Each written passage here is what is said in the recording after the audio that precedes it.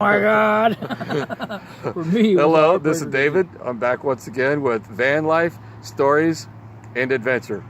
And I'm continuing the story with Ray Ebbeler. As mentioned a moment ago on the previous video, Ray is about to tell a story. It's a bit of a heartbreaker. I gotta let you know, it is a heartbreaker. There's life lessons to be learned. So we're about to begin the story. Listen, be entertained, and learn the lessons he's about to give you. Ray, I hate to do, no, I was going to say I hate to do this to you, but I don't. I'm enjoying it.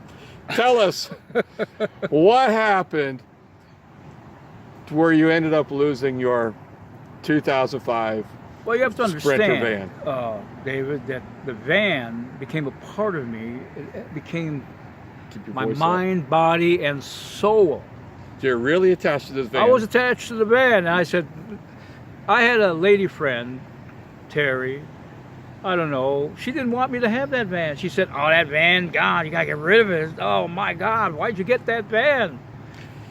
Yeah, she was a bit of a clingy person. She wanted possession. She wanted to take. She wanted you Probably. to go along with her thing, Probably. not live your own life. Right, and so I wanted to live my own life. That's just me.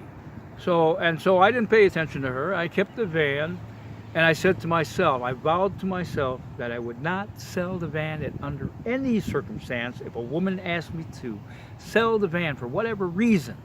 Well, that may be the case here or not. You make that judgment. But So you in this made case, a commitment I made to the yourself. commitment. You're not going to get rid of the van. That's right. But Okay. something happened. Tell. This is where the heartbreak comes in.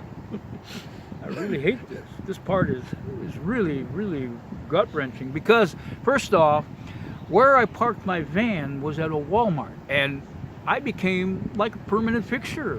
It's a big thing. You can't hide a Sprinter van. So I befriended a lot of people that were parked there in their cars because everybody was there. Yeah. And I would make sure that I made it too obvious that I was there all the time, especially when I saw the police. So I would make sure that I had an exit. So I'd go from one Walmart to another Walmart, and I knew all the Walmarts. Right. I was really good at that. And I realized by doing that, yeah, I'm spending a lot of gas having to go here and there. But And that's part of van life. Right, We that's burn van gas. life. That's van life, and you have to either not like it or like it. It's a choice. I loved it. I didn't mind being a nomad on wheels. Well, you're a gypsy. That's I'm a part of your gypsy. blood. That's my blood. So one day, I'm minding my own business, and I'm pulling into Walmart, and I notice that there's a van with a broken window. And me, I'm observant as I can be. I said, "Hey, I wonder what's wrong." And I heard a woman cry out. She said something. "Oh, I wish my daughter would hurry up and come and pick up this van." And obviously I thought she was in distress. Well, I'm still somewhat of a hopeless romantic, and I heard the woman cry, and so I went and stopped my van, pulled it over next to her van, and we started talking. And at that point in time, I was going to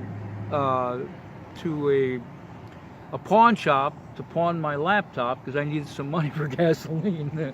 Yeah, that happens sometimes. Van It life, you run happens, short on you know. cash. You do what you got to do. Well, yeah, that's true. It took a lot of gas. So I stopped and I started asking questions. I said, "Are you all right? Do you need any assistance or anything?" She said, "Oh no, I'm waiting for my daughter who's supposed to come and pick me up." And I said, "Well, what's wrong with the van? Why is it not going?" She said, "Well, this is the thing. I'm driving this van and there's no insurance on the van, and I don't want to take a chance." And I So said, she's driving a van without insurance. "Right. You have insurance on your I have van. insurance." Now, Okay. I offered to take her, but she said, "No, that's okay." All right, so you met her. Yeah. She's struggling. Yeah. Now, how does this relate to you losing your van that you love so Well, much? that's it. See, I'm a sucker for women sometimes. And when that happens, well, you look at what you have, and all I had was my Sprinter van. But I also knew that she was in distress, and so I helped her out. And her granddaughter needed to be at the hospital for whatever reason, so I took her and her granddaughter to the hospital. Now, I kind of got involved because I've always been in the mental health field, and I help a lot of people when they have situations. So her situation was that she couldn't drive the van, and the daughter never showed up, and her granddaughter needed to go to the hospital. So what would anyone do? So she was in distress from her own mistakes. Right. You came along. I came along. I'm on a kind-hearted. You went out of your way to help her. I saw now, myself. how did this cause you to lose your van? Well, I'm getting to that, David. There's a step-by-step There process. is. That's true. I apologize to the audience. There's a third intervention here. Okay. And after that meeting, I took her granddaughter to the hospital, and that was it. That was all that was necessary to, I thought, end this particular relationship, which was not even yet in the beginning, but it had started. So I'm driving my van to another Walmart, and I see this man driving an old used Mercedes-Benz, and he looks like he was a van person. I mean, he just had that certain, Yeah, that look, that aura. look. Yeah. But he was in his Mercedes. It was a used, I think, a 1986 or something like that. And he was having problems, but not in that way where he needed assistance. He was having a problem. He wanted my van. He would say, "Hey, how much you want to sell that van?" And I said, "It's not for sale." Okay. It's not for sale. He said, "I've got $2,000. This is him talking. "I got $2,000 in my pocket, and I can get that van from you. I've got the $2,000 right here." I said, "Well, I've got to think this over." No, I don't want. I mean, I was like torn in different directions here. The woman already had upset my status quo of always going back and forth to Walmart. And then I go to another Walmart, and there's this joker who says, "How much you want for that van?" And I said, "It's not for sale." But then I would meet him at a Wawa's, and I would meet him wherever I was. He was there. So he kept showing up. So kept what I offering think? to buy your van. He was a plant. And he was a plant. How do you mean? Well, come on. What are the coincidental? Is this coincidental that he happens to be at the places where I was at? That he happens to be there to offer again, or to make that offer, saying, "Hey, I got $2,000.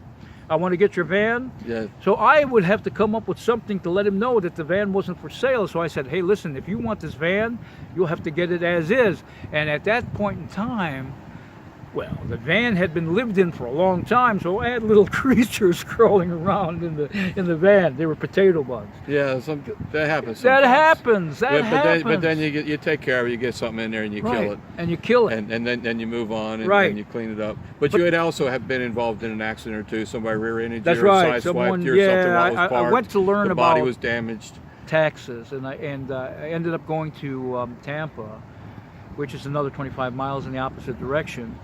And a guy in a beautiful Mercedes-Benz, a newer one, a sports coupe, was speeding at 3 o'clock in the morning. I guess they had a little too much, and they were coming off the exit ramp, and they saw me make a left-hand turn into the parking lot for this seminar that I was going to learn about, I think it was tax deeds and tax liens. Yeah. Well, anyways, so he hit you. He hit me, but I had already executed a turn, so there was no way I could back up. Yeah. I couldn't stop because that would be head on, right? He had to come in at an angle, and he totaled out his car. Yeah. So basically, there was an accident. So your truck, your van rather, your van was damaged from the accident. So it still had more value than the 2,000. It was still more valuable than the 2,000 people were offering you. But basically, what I'm hearing is happening. You got involved with this woman who had some life issues. Yeah, a lot of life issues. And then she got you tangled up into her life issues. Yeah. Got you in an awkward state of mind. Oh my God. Somebody else came along who was looking for a van, and he just really felt attached to your van, like you were attached to your van, and he kept pushing you to sell it. And then what inspired you to finally say yes to his offer? Why did you ultimately say, "Yes, I'll let you have my van for the 2,000"? I caved in, David. Caved into who? Him or her? No, to the woman. What was the woman wanting from you? She wanted to go to Georgia. And she wanted what? You to pay for the way? Well, we made an agreement at the beginning that we would split the cost 50-50. Obviously, I was the first one to spend the money, and then she'd do the second part. Well, I'll tell you, when you go from Georgia to North Carolina, $4,000 doesn't last very long. So, and I knew that some of the money had to come from the sales of the van that was infested with these potato bugs. Well, the woman knew that I was a sucker for women, and she just knew, but she was someone that was not, she had just had a bad relationship with her husband, and so she was maybe just wanting someone to help her go back to her home in Georgia. And me being there, I don't know if it was the right place or the right time, I just happened to be there. Well, one thing led to another, and I helped her. But what was so heartbreaking was she asked me to sell the van.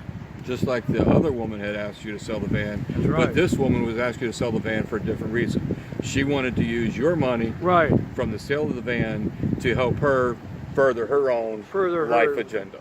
Well, she was in dire straits. She was in dire straits. And I think that my white van is symbolic of the white Charger that a knight in white. How do you say that?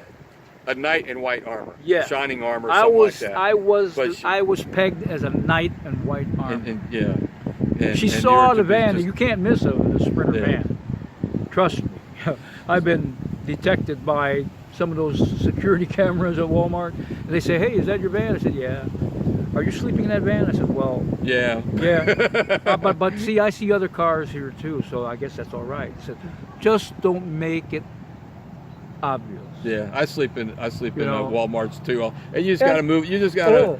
You just got ants around here. You just got to change locations periodically. Well, those potato bugs, they kept coming, and so I would go with Janet. That's her name. Let me give her. We're not going to identify with the last names or anything like that. No, We don't want to bring no last specifics name, into it. just the first name. But she was nice enough to make me. It was my birthday. She made me, and so one thing led to another, and maybe it was her way of buttering me up or something. Oh yeah. So, anyways, I took her to Georgia, but I sold the van. You sold the van so you could take her to Georgia. I could take But now, how did you drive to Georgia? You couldn't drive her van. You no longer had a van. How did you drive to Georgia? Well, if you're ready for this one, David. It's part of the story. We got a few more minutes on this. Not a whole lot. U-Haul. U-Haul. So you sold the van that you owned. Yeah. You used some of the money to rent a U-Haul to transport Janet to the point that she wanted to go to. And you paid for the U-Haul. I funded pretty much all of the gas. trip there, and then she funded back on the return back. But now, did she come back with you? No, she went to Virginia, and I went back to Florida. So we parted our ways. What I'm hearing is basically you were doing well in life. Basically, you were doing overall well. You had your life that you're living. Pretty much. You met someone that was in distress. Yeah. You went out of your way to assist her. You got wrapped up into her unfortunate situation. Well, that's what happened. You made the decision to sell your van. Which was a mistake. Yeah, it was. Oh yeah. Based on our conversation before. But you sold the van, used the money, what happened was she was no longer distressed by the time you got done assisting her. She was doing better in life. And now, were you in a good position? No, or were you now distressed? I'm distressed now. You're distressed now. So it's like therein lies. Well, hold on, I'm going to come in here. Here's the lesson. Therein lies. There's some lessons here. It's not because she's a woman. It's because when a person gets involved with someone who's distressed, they really got to look at their own situation. Am I financially well off enough to handle mine and theirs simultaneously? It's kind of like, look, I'm going to spin the camera around here for a second. You see that water out there? Okay, now imagine for a second. See, I can swim. But if you're out there and you're about to drown because you can't swim, you can't keep yourself up, if I come out there to help you survive, what's going to happen is you're going to drag me down. We're both going to drown. That's right. So if I really want to live, I ain't going to swim out there to try to save your ass, to put it bluntly. He, Raymond, on the other hand, Raymond, he was bold enough, brave enough, foolish enough. He swam out there and tried to save her. He drowned. Hey, we got some strangers back here. And hey, don't run away. Say hi. Yeah. Van life is fun. But you know what? Go tell us, Ray. Not everything was bad. Let's put it that way. Tell me something good that happened in this adventure, Ray. Well, we met some great people along the way. We saw that North Carolina is beautiful when it thaws out. North Carolina is. And you're in the mountains. Oh, if you want freedom, go to the mountains. The mountains are calling you right now. Because when you think about it, there's not a soul around. You're in the mountains. You can just feel nature. You know? I lived in the mountains in North Carolina. I love it. Then you know what I'm talking about. Yeah, it's God's country. Yeah, I used to call it God's country. It's God's country. Yeah.